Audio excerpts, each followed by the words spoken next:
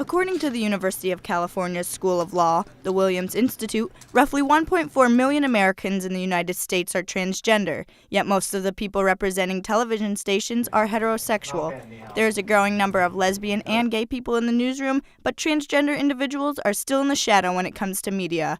Women's gender and sexuality studies professor at Ohio University, Lauren Marson, explains.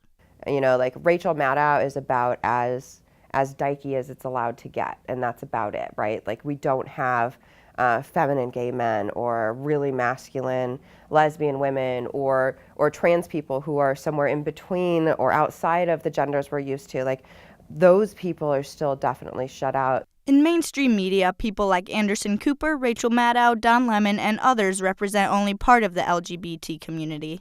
Although we don't hear about all of the lesbian and gay reporters, more of them are open about their sexuality than those who are transgender.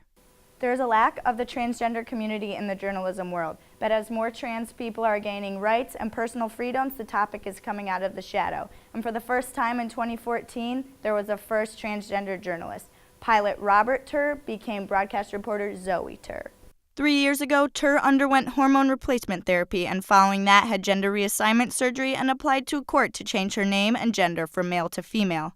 Tur was hired by Inside Edition to appear on episodes, has hosted a documentary series on MSNBC, and has appeared on CNN, TMZ, and HLN. She says, "We need to go out and educate people, tell people who we are, that we have the same dreams, the same goals, the same aspirations. We're not unlike them." Tur was the first to locate and televise O.J. Simpson's car chase and was a reporter who found the crash site of Pacific Southwest Airlines Flight 1771.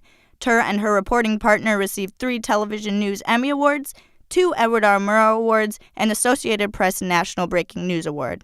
I think it's really important for people that are either transgender or part of the LGBT community to see people they can relate to. Atish Baidya, who is part of OU's WOUB program and was named the Chief Diversity Officer for the Scripps College of Communication, claims a journalist's sexual orientation or how they identify does not have anything to do with their job.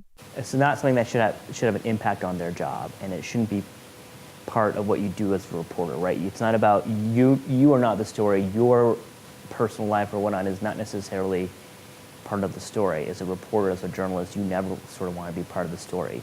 What's important in the newsroom is the content people turn out and produce, what kind of reporter they are, the quality of work, and what each individual brings to the table to help the team. Gender plays a small role in all of that. Reporting for J3500, this is Taylor Moore.